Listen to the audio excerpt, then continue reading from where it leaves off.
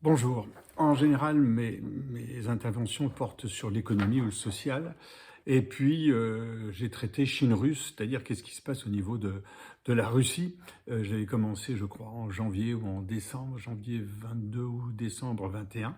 Je l'ai un petit peu abandonné au mois de juillet-août 2022. Or, les choses changent beaucoup et ça a une influence énorme sur l'économie et sur le social d'une manière générale. D'ailleurs, c'est une des craintes avec le climat qu'il puisse y avoir un accident climatique très puissant, il peut y avoir aussi une guerre dans le temps prochain. Donc il est important de s'intéresser à cela.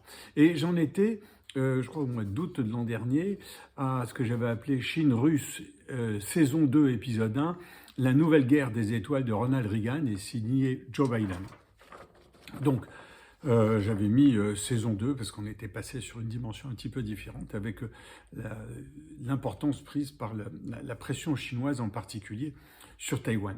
Je vais reprendre ici. Donc c'est Chine-Russe épisode 2, enfin saison 2 épisode 2. La Russie et la Chine souffrent.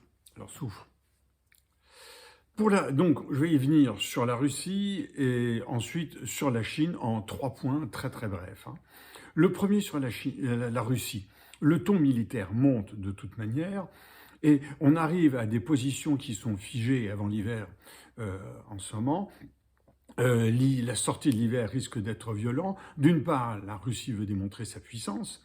Donc elle préparait pour le 24 février, qui serait l'anniversaire de l'événement, une action très forte, enfin l'anniversaire de la guerre plutôt, comme aujourd'hui, elle fête la bataille de Stalingrad.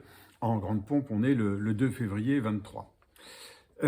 En ce qui concerne la Russie, elle veut l'emporter, notamment avec des chars occidentaux, et on voit la pression et l'acceptation qu'il y a eu, en particulier de l'Allemagne, d'envoyer des chars en Ukraine, même si c'est extrêmement compliqué.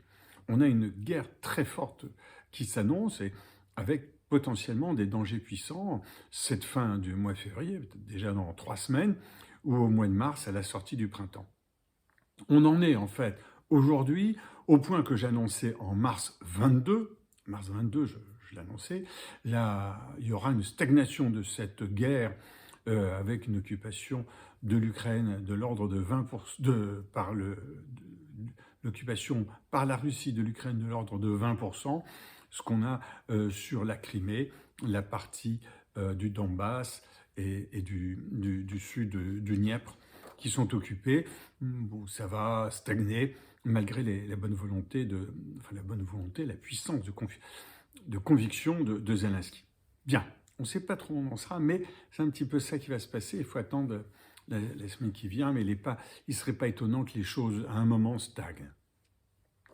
Le deuxième point, c'est la Chine. En fait, Xi Jinping est marqué par 3 erreurs fondamentales. Et ces 3 erreurs sont, d'une part, sur le Covid. C'est que le zéro Covid était une catastrophe économique pour la Chine, qui s'est retrouvée pour l'année 2022, je crois, dans une croissance de l'ordre de 2 ou 3%, alors que lorsqu'elle a une croissance de 7-8%, ça va pas bien.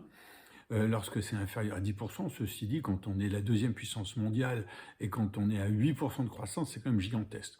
Et 2-3%, en France, on en est finalement à 2,5%. Donc, elle est en crise économique pour elle, c'est une forme de stagnation qui a aussi une des conséquences qu'elle dispose de moins d'argent pour le financement de ces routes de la soie.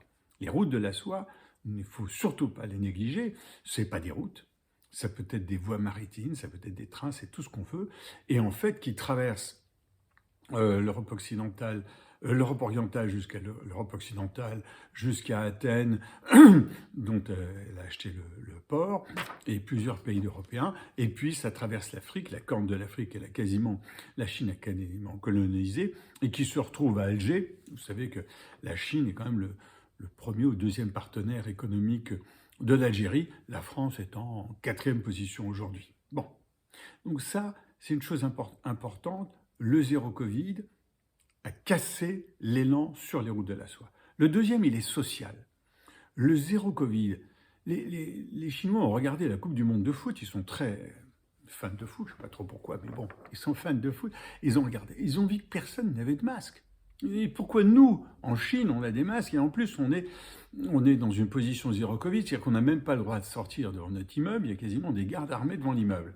il y a une révolte extrêmement puissante, qui fait que du zéro Covid, on est passé à l'open Covid. Et on considère aujourd'hui, en début février, que les 1,4 milliard de Chinois vont tous, entre guillemets, choper le Covid, la Covid. Donc c'est un deuxième échec, ce qui prouve aussi que Xi Jinping arrive à changer de position. Et le troisième échec, il est très profond. Il est que pour la première fois, c'est l'échec démographique, il est que pour la première fois, la Chine admet avoir perdu des habitants, 850 000 habitants, rien que ça, en 2021, ce que l'on soupçonnait depuis plusieurs années, que la population chinoise était en train de stagner ou de baisser. Ça veut dire qu'il y a 1,5 enfants par femme, donc on est sur un taux négatif de reproduction, il n'y a pas du tout d'immigration, bien sûr, et la Chine, honte suprême, va être dépassée par l'Inde, 1,4 milliard d'habitants, en 2023, en 2024, voilà, c'est en train de se faire.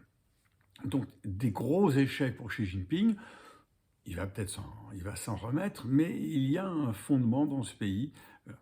J'ai voulu être très bref là-dessus pour ne pas aller dans d'autres détails. Le troisième point, c'est les États-Unis qui font une pression économique et militaire sur la Russie comme sur la Chine.